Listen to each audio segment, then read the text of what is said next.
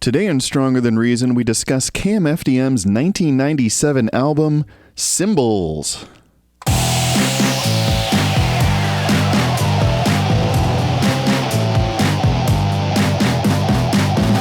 Welcome to Stronger Than Reason. It's been a while since we talked about KMFDM, and since they have nearly 24 studio albums, I thought it would be a good idea to revisit them.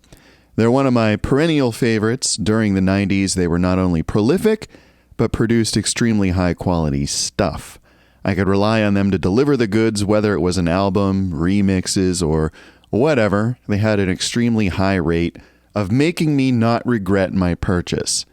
Now, if I were to tackle the remaining albums in order, the next up for discussion would be 1996's Extort. It came out a year after their previous album, the commercially successful Nile. This was a heady time for KMFDM fans, since the releases were coming fast and furious.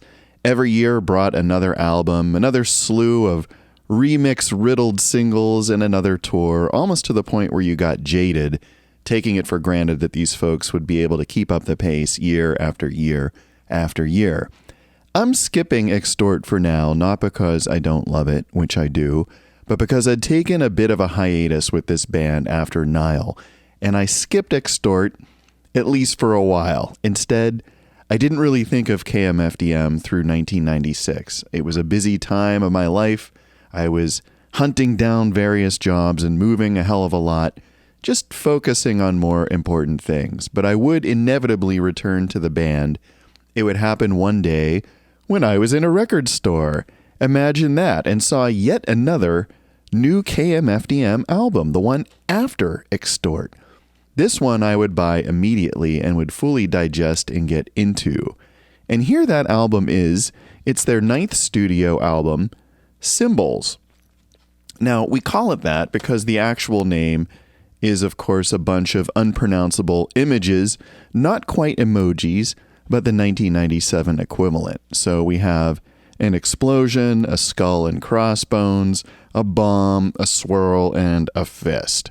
And then member N.Esh described the title as like a swear word, and yet it still follows the pattern of having 5 characters.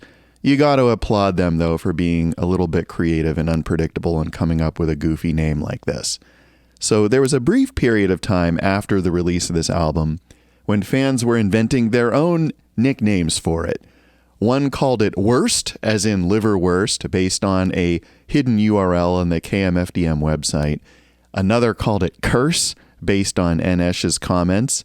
But soon enough, Symbols became the de facto title.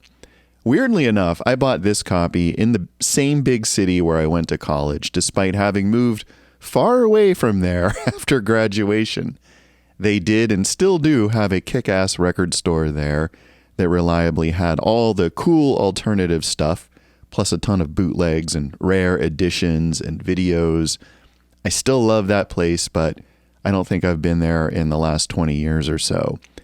So to the best of my recollection, I went back there for a visit. I wanted to just haunt the record stores again for old time's sake, and I was rewarded with this new KMFDM record. Sweet. Since I had skipped Extort temporarily, my previous experience with the band was Nile, which I talked about in episode 71. It was the first album where they started featuring a lot of guest vocalists. So Nile reintroduced Raymond Watts, who was active on the first couple albums before buggering off and starting his own project called Pig. Ray sang the big hit Juke Joint Jezebel, which remains KMFDM's commercial peak. Not only was it a club staple, it would feature on the soundtrack to the first Mortal Kombat film. Now, I didn't know it at the time, but Chris Connolly of Revco and Ministry had featured on Extort. KMFDM, however, did not tour that album. Band leader Sasha Konietzko was still recovering from the extensive Nile tour and wanted to just focus on the studio. We'll get to Extort later, but for now I'll just say that it's an unusual album. It was more or less Sasha's response to crossover success. His instinct was to pivot the band into weirder territory, to scare off the normies, which largely worked. KMFDM had flirted with the mainstream, but Extort quickly sank them back into relative obscurity, Sasha preferring to be a big fish in a small pond. He dominated the writing for Extort since N.Esh was largely absent for whatever reason. See, the KMFDM machine clanked along to Sasha's clock alone, and when he wanted to make an album got made, and he filled N's void with Chris Connolly and other helpers like Jennifer Ginsburg, Cheryl Wilson, Mark Durante, Bill Rieflin, and a few others. So this was the era of big KMFDM because every record just had tons of collaborators. Sometimes there'd be multiple guest vocalists split across the record. Symbols would be no different, but Symbols would feature the full participation of N.Esh and guitar slinger Günter Schultz. At this point, KMFDM was literally a corporation consisting of those three guys, though it was always clear that Sasha called the shots. So the band convened in post-grunge Seattle along with fellow Seattleite Bill Rieflin and laid down the basic tracks for what would become Symbols. And they went about it a bit differently this time because this was the first album to feature all digital recording. They never recorded to tape for this record. It was all done with Mac Pros, so it was a learning process for all involved. Once the basic tracks were set, the individual band members were free to return to their hometowns, each with a Mac Pro under their arm. And since everything was digital, they could continue to collaborate by emailing files back and forth, as we do today. So there was no need to live in a studio for weeks anymore. Ah, the wonders of the early internet. As the basic tracks developed, Sasha cast about for musical guests. He brought Raymond Watts back again to feature on 2 songs. Conveniently, he'd also line up Ray's band Pig to open for the tour. His usual lady vocalists were busy, so he called Abby Travis of Elastica to lay down vocals and bass. Sasha had just produced an album for Trepanning Powell, so he tapped their guitarist, Michael Bassin, to supplement Günter. He also got Ogre for one track, whom he knew, of course, from way back on the Ministry Mind tour. And Ogre was available since Skinny Puppy had more or less disbanded in 1995. And finally, he got a newcomer, Tim Skold, who was from another band called Shotgun Messiah, and who had recently gone solo. Tim did not contribute to the music on Symbols, but would feature much more prominently in the next few years of KMFDM history. More on that later. So with the roster filled out, work proceeded remotely and in Seattle, and soon enough, Sasha and his engineer, Chris Shepard, had assembled the tracks and produced a final mix. Wax Trax had meanwhile set a worldwide release date, and KMFDM's management had booked a tour, so things were looking up. Now, the web was a thing in the late 90s, and Sasha was an early adopter. He personally maintained KMFDM's website for many years. It was very primitive at the time, but it did have a ton of info for obsessive fans like me. And at its peak, it was essentially Sasha's blog. He would use it to comment on any number of things like how the record was progressing, his thoughts on the music business in general, or just daily life. So it provided a lot of unique insights. Thankfully, you can still explore the early KMFDM site through archive.org if you have a bit of patience. Anyway, I had kept close tabs on Sasha's pages as he updated fans on the studio goings-on, and I remember after Symbols had come out that he had posted a long rant. It turns out that the album had been completely derailed by an unexpected equipment failure. In his zeal for new tech, Sasha had picked up a couple iOmega jazz drives, and I do remember these things because my old college roommate had one. It was this rewritable optical disk drive that could store a gig or so of data per disk, and the disks themselves were kind of small. They were kind of like CDs. They were removable and rewritable.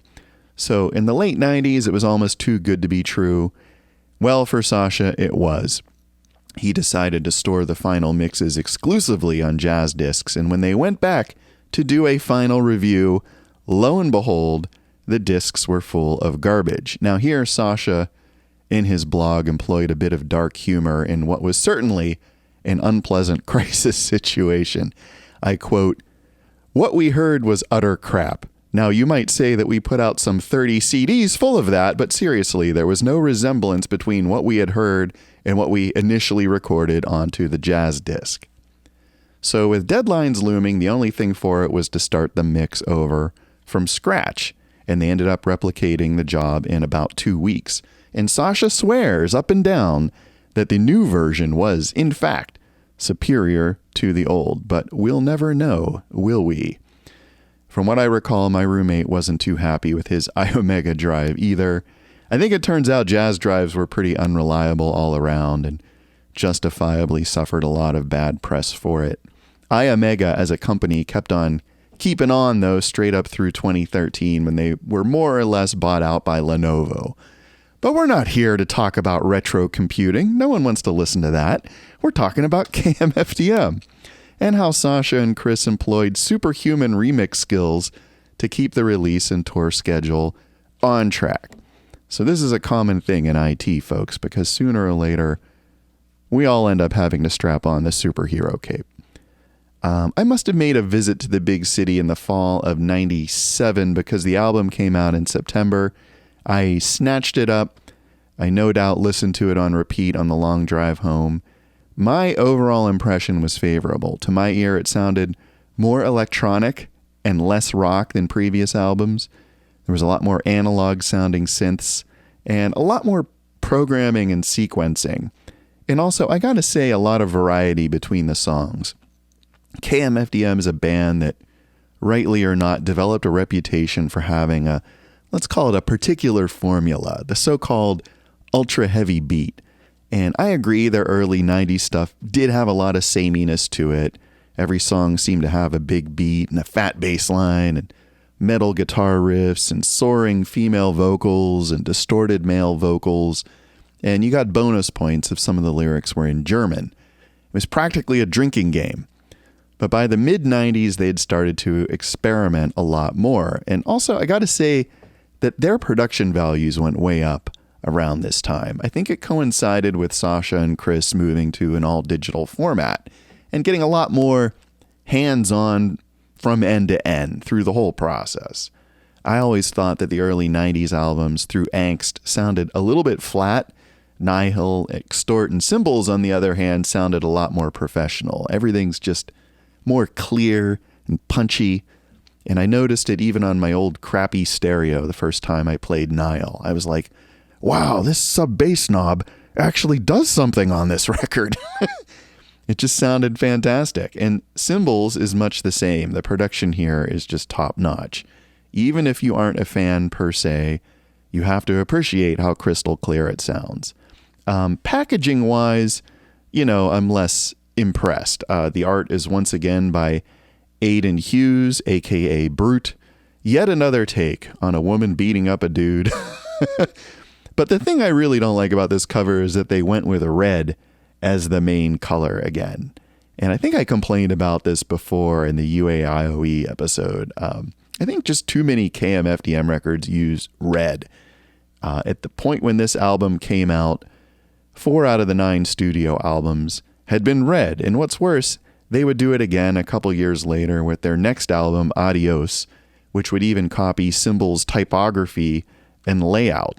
And it was a bit of a bummer for me, honestly, because as a graphic arts kind of guy, I looked forward to each album having its own visual identity within the brand.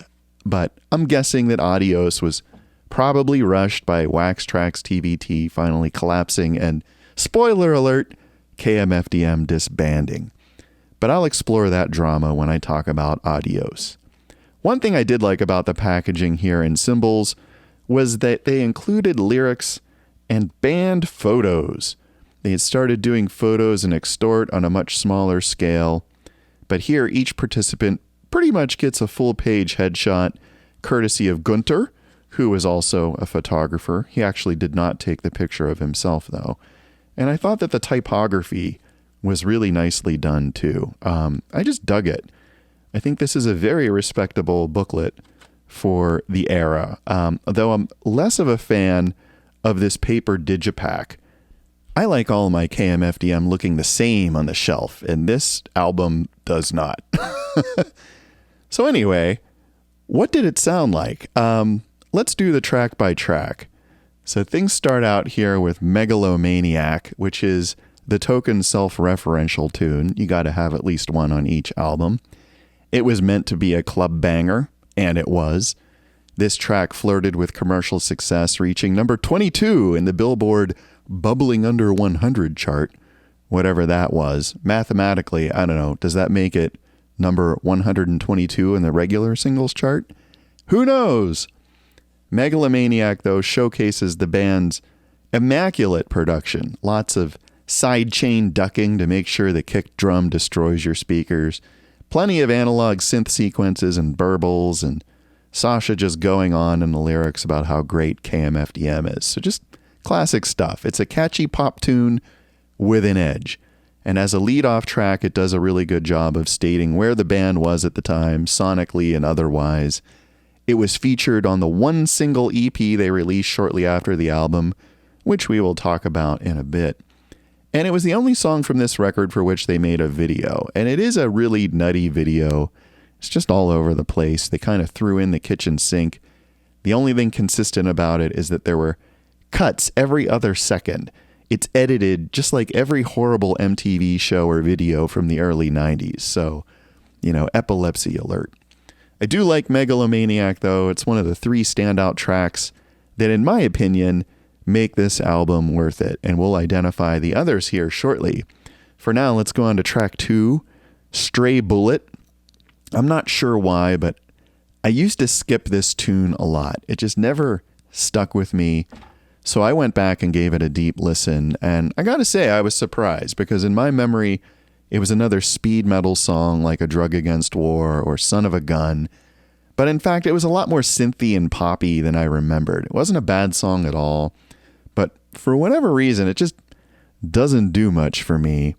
This is the song that caught headlines at the time because it was associated with those morons who shot up Columbine High School.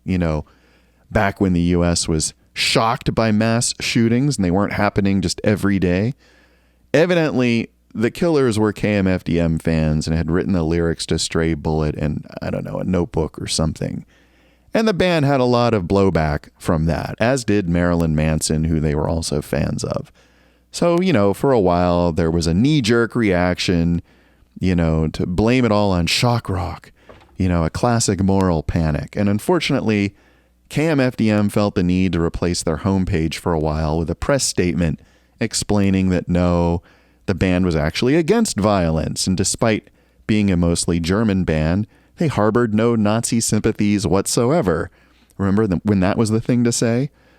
All of which is obvious, though, to anyone who ever listened to KMFDM. And eventually the panic passed and KMFDM went back to normal. As time went on, these sorts of horrible events would sadly become part and parcel of American life. I guess the Second Amendment is evidently more important to most Americans these days than our inalienable right to life. And these days, even our inalienable right to liberty seems to be faltering. I suspect it's because a lot of people are just plain stupid. They see the word alien in there and they think illegal alien and are immediately against it. And that's really what politics have turned into here, folks. It's idiocracy come to life, unfortunately. Anyway, KMFDM shook off the stigma. It was never fair to blame the music, obviously. KMFDM and Manson have millions of fans around the world. Only 2 of them were asshole enough to go around killing people. The problem clearly wasn't the music. The problem was those 2. The blame rests entirely on them. I don't personally believe in hell, but if I did, I'd hope they're in it. So yeah, Stray Bullet. Really an innocuous little synth pop tune. Not one of my favorites here, though. So next we go to Leid und Elend, German for suffering and misery. Most of the good KMFDM albums have at least one song in German, so this is nice to see. This tune is slower, heavier, with a very distinct synth hook and a lot of vocals by N.Esh, who's very distinctive. I always like this song. Plenty of slippery guitar riffs and weird spacey effects. It's slow and spacey, yet still really heavy. And I like that it's unusual, that it varies and has such a great hook. It's very memorable. Which brings us to track 4, Mercy. This is a mid-tempo rock tune with a mellow verse and a really heavy chorus. I like that the beat is really draggy, which gives it a nice swing, but overall, this song doesn't really stand out to me that much. I feel like it's pretty vanilla. Nice vocals from Abby Travis, though, I gotta say. So let's go on to a really weird one, which is Torture, which features vocals from Ogre. Musically, this song has a lot of different parts, and it's the longest song on the album at over 7 minutes. At one point, Ogre's actually rapping, so that was interesting to hear. Not something I was used to hearing in Skinny Puppy. The other thing that interested me was that the booklet had an actual clear picture of Ogre. So for once, you could see what the guy looked like without all the horror makeup and special effects, and it turns out he looks like a normal guy. Go figure. You got to remember that in 97, the idea of Ogre, who had a very unique sound and delivery, fronting a more or less rock band, was still something of a novelty. Of course, he had played a few tracks with Ministry and the Cox before, but it was still weird to hear him in a pop context. And this album predated his own Ogre side project, that's OHGR, which wouldn't get underway until 2001.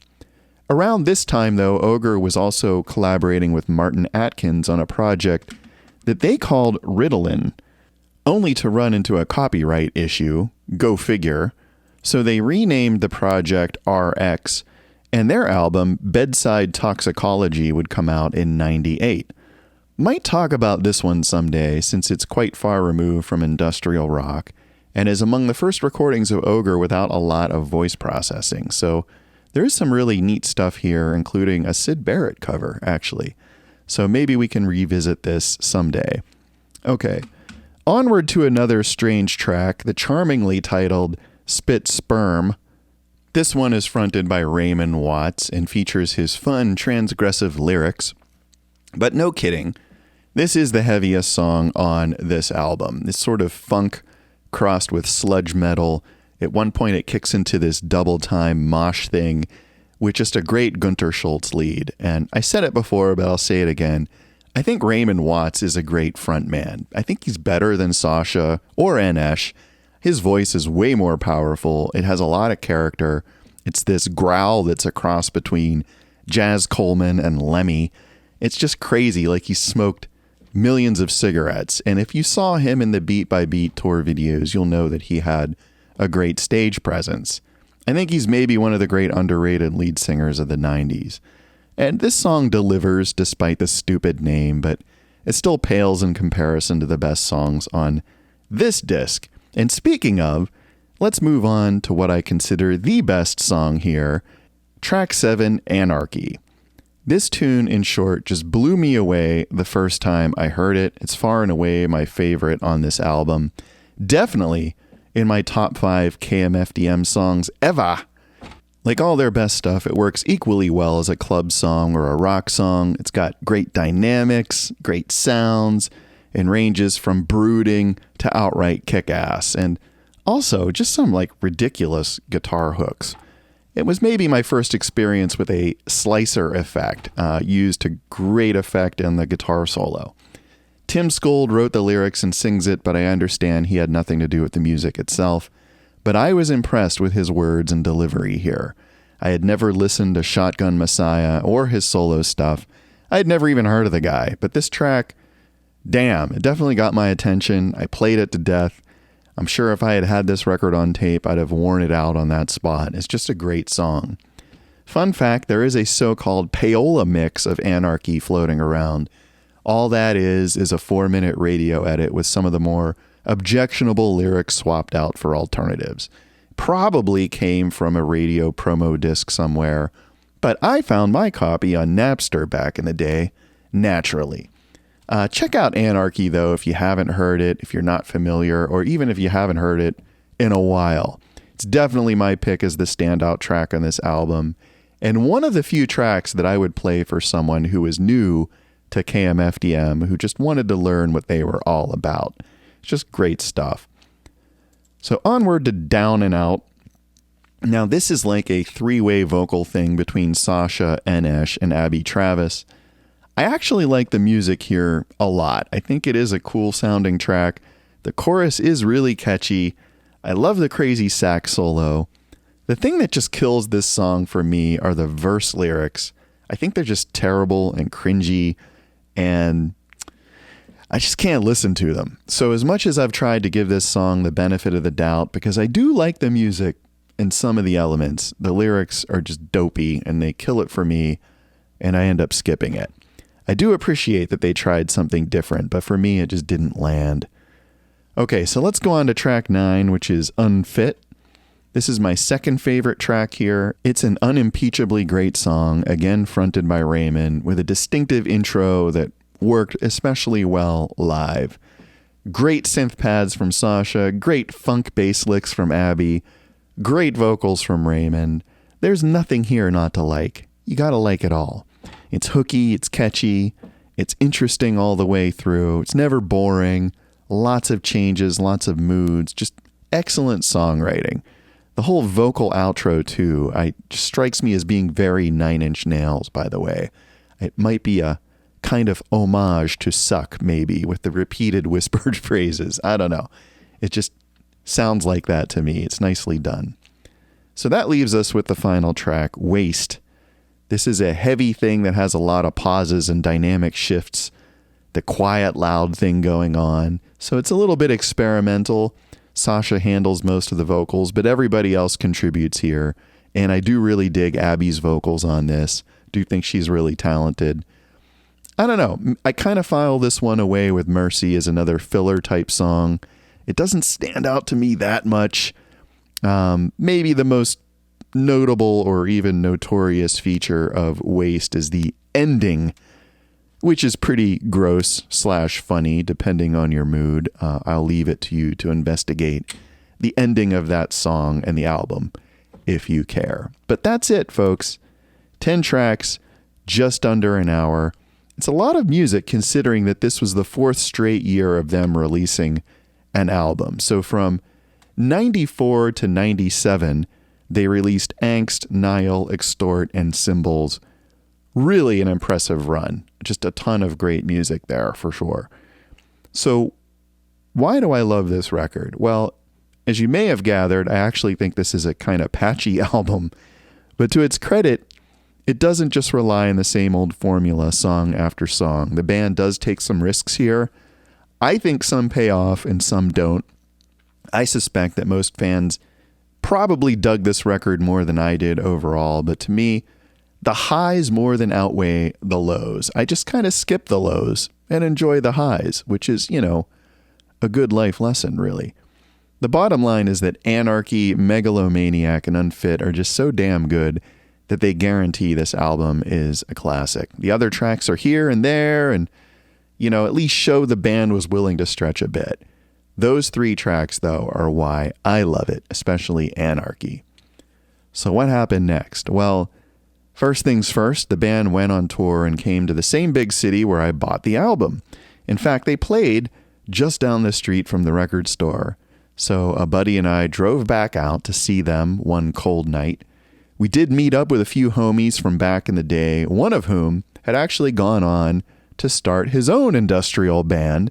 In fact, he's actually commented on this channel once or twice, and I wonder if he knows it's me. Maybe this will tip him off. Another guy we had known from our hometown had become a journalist and had spent some time before the show interviewing the band, which we thought was really cool. So it was nice to catch up with those guys a bit. The show itself was mind-blowing for me. It was in a fairly small club, so I was no more than a few feet back. And the touring band was huge. Again, this was the era of big KMFDM. So on stage you had Sasha singing and playing his E-drum rig, Enesh singing and playing guitar, Gunter playing guitar, Tim Skold singing and playing bass. You had John DeSalvo from ChemLab playing drums, Raymond Watts singing and also opening with his band Pig. And of course you had Ogre, who came out halfway through the set to sing Torture and then just act really strange through the other songs. I recall he spent a lot of time staring at his hands like he was tripping balls, and he might have been, who knows. I just thought it was great having so many people up there performing the music. How much of it was sequences and backing tracks, who knows? Hopefully not much. But there were some cool moments. I did notice Sasha and Enesh singing Pussy instead of Mercy and laughing about it to each other. And the great live version of Liba Slide with the Carl Orff samples that caused all the legal trouble. See episode 38 for that story. And a cool reworked version of Freed. I remember this ridiculous fur coat that Sasha was wearing and the silver sport coat that Raymond wore. And I also remember Enesh had this yellow guitar that had this big sticker on it that just said, "I eat big." And just, thinking that was pretty awesome. And, he'd later sell that guitar on eBay, and I would briefly consider buying it. I kind of do regret not having bought it now. But it was just a fun show. They played most of the tracks from Symbols, a bunch of hits, plus 2 Scold solo songs that I didn't recognize, but fit pretty well into the set. So for the encore, they lit some floodlights and blasted us with Unfit and Godlike, so that was awesome. I do remember the Pig guys hanging out at the bar next door trying to pick up chicks, and oddly enough, 3 of them, Jules Hodgson, Andy Selway, and Steve White, would eventually become the KMFDM backing band through the 2000s, but that is another story. After the show, a few of us fans hung out by the bus hoping to say hi to the band, but alas, they never emerged. I got the impression that they weren't happy about the show, although we did briefly say hi to Scold as he made his way back to the bus. And I was surprised he was as short as he was, like way shorter than me, and I'm not a tall person at all. Anyway, he didn't stick around. He didn't seem super happy, and I thought that was a little strange for a band that has such a reputation for being cool with the fans. So I don't know what was up that night, but there were a bunch of us hanging out, and I guess they wanted no part of it. Fair enough, we paid for our show and we got it. We had no right to complain. I still have good memories of that show, and these days I understand the band is still touring as a foursome, but I do miss the days of big KMFDM. And yeah, I do understand the economics of touring and how the industry is more or less ground to a screeching halt, making huge bands a non-starter, but what the hell? The show was in 97, and it was a proper show. You can watch it for yourself online now, of course, because, funny, there's always someone who's ripped it from an old camcorder. Bless them.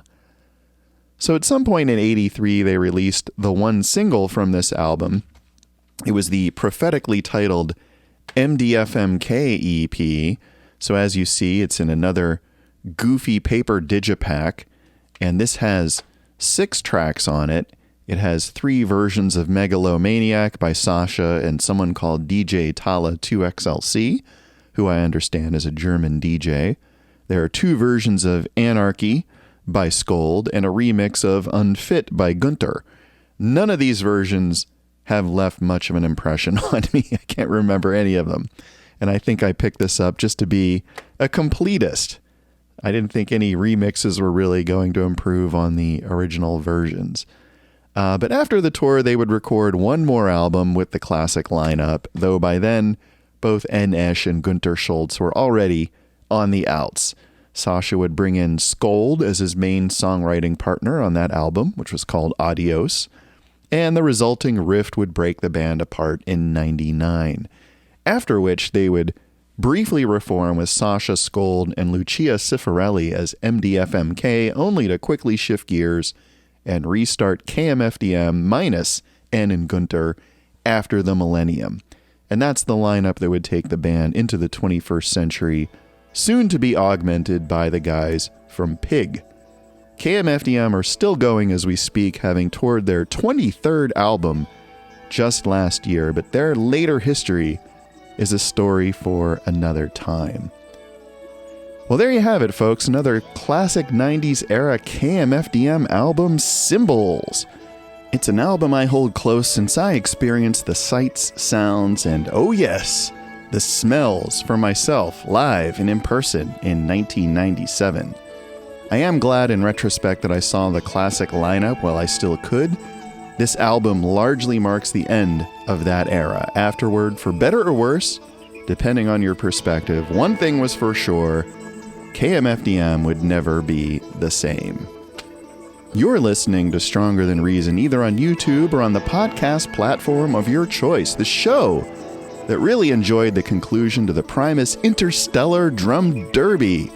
That last episode was an hour and a half and was well worth the time. I am not afraid to say I rolled a tear at the end of it. I thought it was really moving.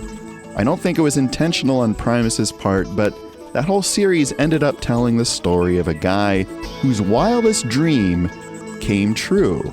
And if that isn't the sign of hope in these effed up times, I don't know what is. So cheers, Hofferington, on your new gig. You have given the Primus fandom a real shot in the arm, and we're behind you 100%. Looking forward to seeing what happens next. As always, folks, I thank you for listening, and until next time, stay strong.